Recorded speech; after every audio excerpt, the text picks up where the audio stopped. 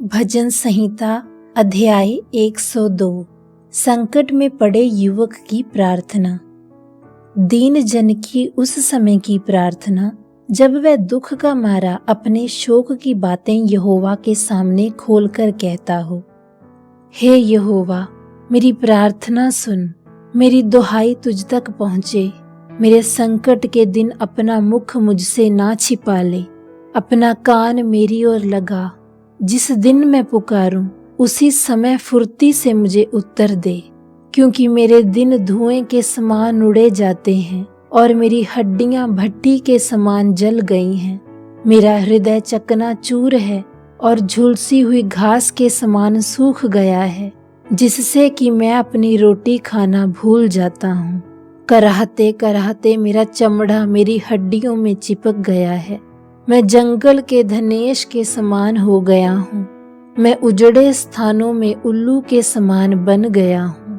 मैं पड़ा पड़ा जागता रहता हूँ और गौरैया के समान हो गया हूँ, जो छत के ऊपर अकेला बैठता है।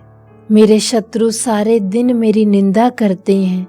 जो मेरे विरोध की धुन में बावले हो रहे हैं, वे मेरा नाम लेकर श्राप देते हैं, क्योंकि मैंने रोटी के समान राख खाई और आंसू मिलाकर पानी पीता हूँ।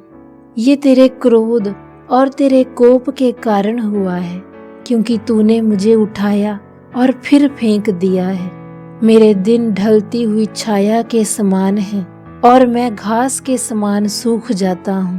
परंतु हे यहोवा, तू सदैव विराजमान रहेगा, और जिस नाम से तेरा स्मरण होता है वह पीढ़ी से पीढ़ी तक बना रहेगा। तू उठकर सिय्योन पर दया करेगा, क्योंकि उस पर कृपा दृष्टि करने का ठहराया हुआ समय आ पहुंचा है।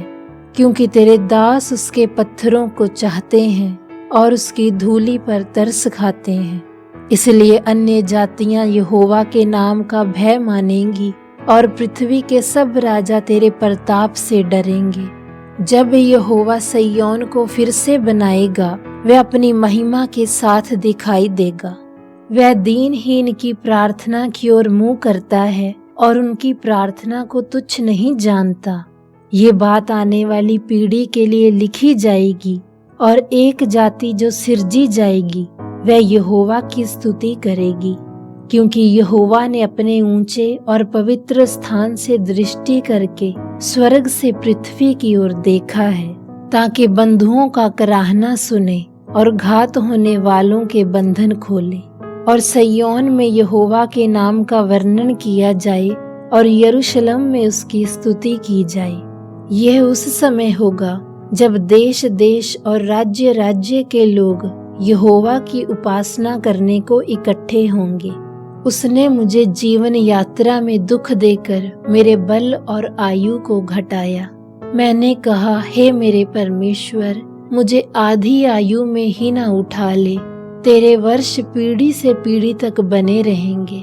आदि में तूने पृथ्वी की नींव डाली और आकाश तेरे हाथों की कारीगिरी है। वह तो नाश होगा, परंतु तू बना रहेगा। हाँ, सब कपड़े के समान पुराना हो जाएगा।